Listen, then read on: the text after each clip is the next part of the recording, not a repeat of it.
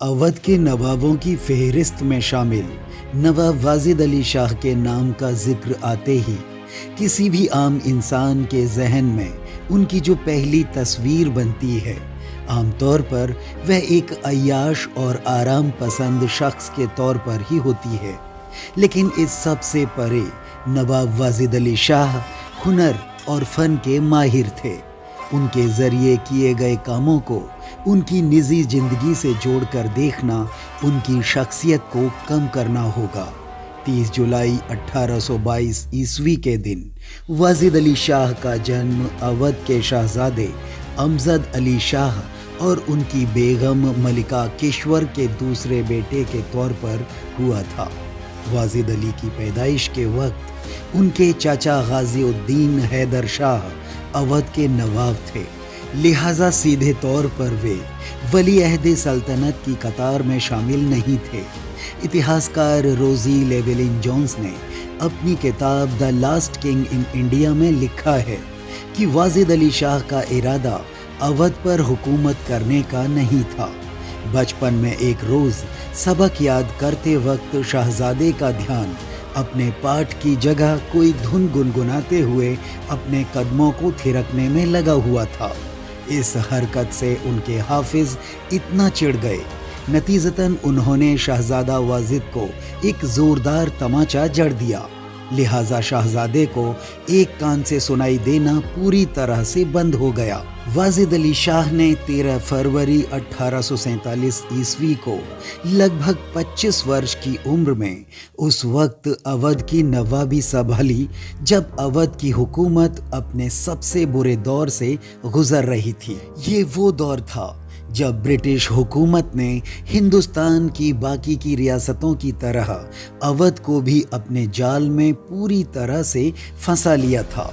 हालांकि जब तक नवाब को ब्रिटिश हुकूमत के जरिए बेदखल ना किया गया, तब तक वे राज्य में प्रशासनिक सुधार, कर निर्धारण, अवध सेना में सुधार जैसे कामों को बखूबी अंजाम देते रहे। तो वही नवाब वाजिद अली शाह अपने सैनिकों का निरीक्षण करने के लिए नियमित रूप से लखनऊ परेड मैदान का दौरा करते थे। उन्होंने पहले से मौजूद रेजिमेंटों को जारी रखते हुए कई नई रेजिमेंटों की स्थापना की और नई प्लाटूनों को पलटन अख्तरी, पलटन वाजिदी और पलटन गुलाबी जैसे ख्याली नाम दिए। नवाब वाजिद अली शाह का पूरा नाम अबुल मंसूर मिर्ज़ा मोहम्मद वाजिद अली शाह था, जबकि उनके उपनाम कैसर और अख्तर थे। नवाब वाजिद अली को गीत, संगीत, कला, कविताएं, नाटक लेखन, दीवान, गज़लें और नृत्य जैसी विधाओं का माहिर माना जाता था। उन्होंने अख्तर पिया के नाम से कई रचनाएं लिखी, जिनमें से दीवान अख्तर और हुस्न अख्तर ज़्यादा प्रसिद्ध हुए। इसके अलावा उन्होंने 100 से ज़्यादा उर्दू फारसी की किताबें लिखी, जिनमें बेगमात खतूत अवध, महल खानाए शाही, बहरे मुख्तलिफ, गज़ल संग्रह, नाटक दरियाए ताशुक लिखा। इसके साथ ही नवाब ने एडमिनिस्ट्रेटिव मैनेजमेंट पर आधारित एक किताब दस्तूर वाजिदी को लिखा। संगीत के क्षेत्र में नवाब ने कई राग रागनियों को जन्म दिया, जिनमें राग जूही, राग जोगी और बादशाह पसंद काफ़ी लोकप्रिय हुए। वाजिद अली शाह ने 2 आत्मकथाएं भी लिखी, जिसमें पहली का नाम इश्कनामा और दूसरी परीखाना थी। नवाब ने अपने लखनऊ दरबार में बर्क, अहमद मिर्ज़ा साबिर, मुफ्ती मुंशी और आमिर अहमद अमीर जैसे विद्वानों को संरक्षण दे रखा था। वहीं उर्दू अदब के बेताज बादशाह कहे जाने वाले मिर्ज़ा गालिब को 1854 ईस्वी से नवाब वाजिद अली शाह की तरफ से 500 रुपए सालाना पेंशन दी जाती थी। नवाब की सबसे पसंदीदा जगह लखनऊ की कैसर बाग बारादरी थी, जहां शराब, शबाब और रक्स के कई दौर चला करते थे। उन्होंने कत्थक सीखने वाली लड़कियों के लिए सरकारी खर्च पर एक रिहाइश बनवाई, जिसे परी खाना कहा जाता था। यहाँ के सारे खर्चे शाही खजाने से चुकाए जाते थे। नवाब खूबसूरत और काबिल कथक नचनियों को सुल्तान परी और माहरूख परी के नामों से नवाजते थे। नवाब वाजिद अली शाह को कथक सिखाने वाले उस्ताद ठाकुर प्रसाद थे।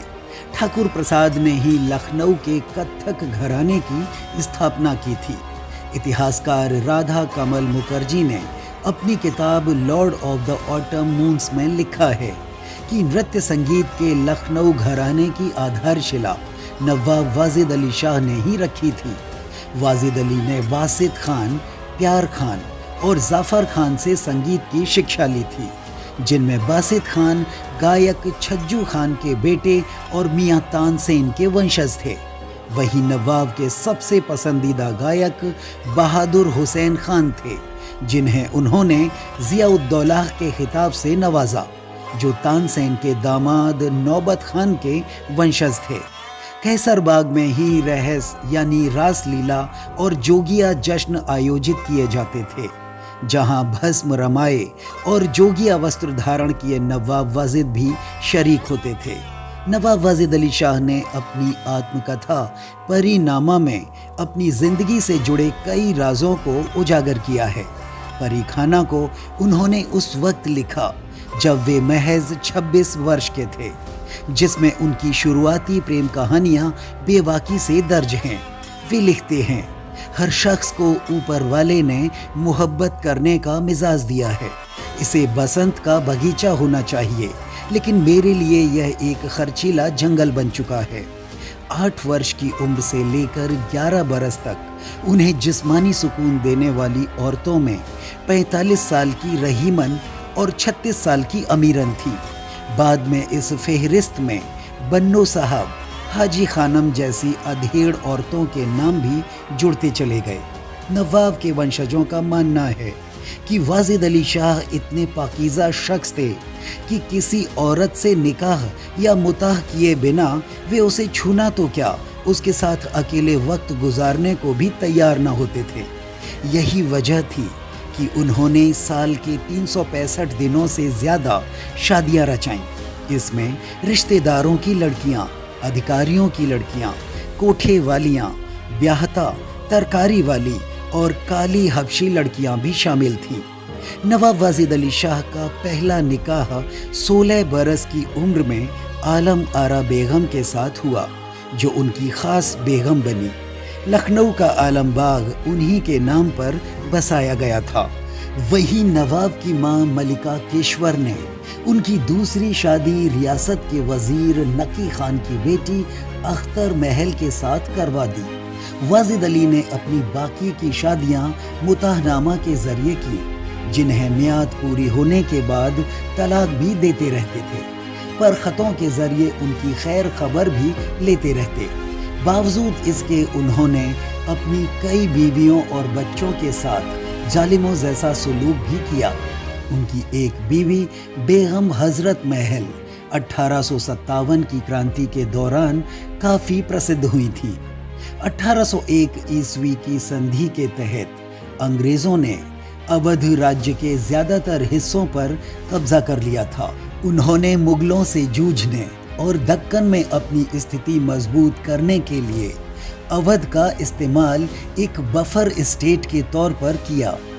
ईस्ट इंडिया कंपनी समृद्ध अवध की गद्दी को इसलिए भी हथियाना चाहती थी क्योंकि अवध भारत का सबसे बड़ा अन्न भंडार और सैनिकों की भर्ती का जरिया भी था। लिहाजा British resident general William Sleeman ने एक रिपोर्ट प्रस्तुत की, जिसमें कुप्रबंध और अराजकता का आरोप नवाब पर लगाया गया। ये सभी आरोप झूठे थे और नवाब को बदनाम करने के लिए ही लगाए गए थे, क्योंकि उस वक्त अवध न तो उतना दिवालिया था और न ही इतना अराजक था जैसा कि अंग्रेजों ने दावा किया था। बहरहाल राज्याभिषेक की 9वीं वर्षगांठ से ठीक 2 दिन पहले यानी 11 फरवरी 1856 ईस्वी के दिन अवध के नवाब वाजिद अली शाह को फिरंगियों ने उस वक्त गिरफ्तार कर लिया जब वे शतरंज खेलने में मसरूफ थे। उनके बाकी के खादिम और कारिंदे पहले ही भाग चुके थे, पर नवाब खुद जान बचाकर न भाग सके। क्योंकि उस वक्त उन्हें जूतियां पहनाने वाला कोई खादिम वहां मौजूद ही न था। नवाब को गिरफ्तार कर कलकत्ता ले जाया गया, जहां फोर्ट विलियम में उन्हें कैद कर लिया गया। बाद में उन्हें जमानत पर छोड़ दिया और हुगली नदी के किनारे 2 मील तक अपनी रिहाइश बसाने की इजाज़त भी मिल गई। यहीं पर नवाब ने मटिया बुर्ज को अपना निजी आवास बनाया। इसके बाद नवाब ने अपनी बाकी की 300 बीवियों, बच्चों, खादिमों और रक्कासाओं को कलकत्ता बुलवा लिया, जिनके रहने के लिए उन्होंने अंग्रेज़ों से 3 बंगले खरीदे। यहाँ वाजिद अली शाह ने एक छोटा लखनऊ बसा लिया और सभी तौर तरीके जीवंत कर लिए थे। वहीं कलकत्ता की नवाबी महफिल में आने वाली महान हस्तियों में अघोरनाथ चक्रवर्ती, सज्जाद मोहम्मद, धीरेन्द्र नाथ बोस, श्यामलाल गोस्वामी शामिल थे। नवाब वाजिद अली शाह खाने पीने के बहुत शौकीन थे। पान तंबाकू चबाने से नवाब के दांत सड़ गल चुके थे, लिहाजा उन्होंने अपने खाने के लिए 160 मसालों से भरपूर नरम गलौटी कबाब और आलू की बिरयानी की तरकीब इजाद की थी। नवाब एक भारी भरकम बेढौल जिस्म के मालिक थे। बावजूद इसके वे फैशन पसंद थे। लखनऊ की चिकनकारी जो फर्रुखाबाद में पैदा हुई थी, उनकी पहली पसंद में शुमार थी। उन्हें 12 लाख रुपए वार्षिक पेंशन भी मिला करती थी। नवाब वाजिद अली शाह ने कलकत्ता में अपने निर्वासन के लगभग 31 साल बिताए। आखिरकार 1 सितंबर 1887 ईस्वी को कलकत्ता में उनका देहांत हो गया। उनका मकबरा मटिया बुर्ज के इमामबाड़ा सिप्तेनाबाद में मौजूद है। नवाब वाजिद अली शाह द्वारा लिखी ठुमरी बाबुल मोरा नैहर छूटा जाए आज भी बेहद लोकप्रिय है। वहीं लखनऊ से विदा होते वक्त उन्होंने कहा था, दर ओ दीवार पर हसरत से नजर करते हैं, खुश रहो अहले वतन, हम तो सफर करते हैं। ऐसी ही रोचक जानकारियों के लिए आप हमसे जुड़े रहें और हमारे चैनल को सब्सक्राइब कर लें। तो आज की वीडियो में सिर्फ इतना ही। मिलते हैं फिर किसी नए टॉपिक के साथ।